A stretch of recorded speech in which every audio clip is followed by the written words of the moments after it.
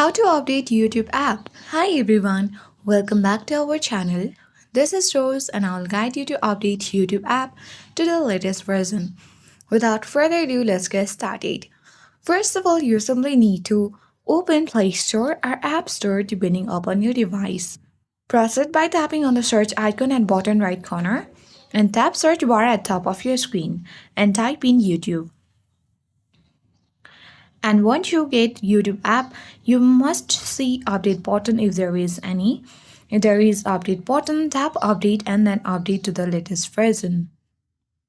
You need to wait till the process gets ended or simply YouTube gets updated to the latest version. Until that, you simply need to make sure to like and subscribe to the channel.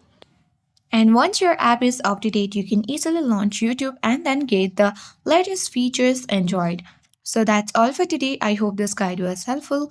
If it was, then do like, share, comment, and don't forget to subscribe.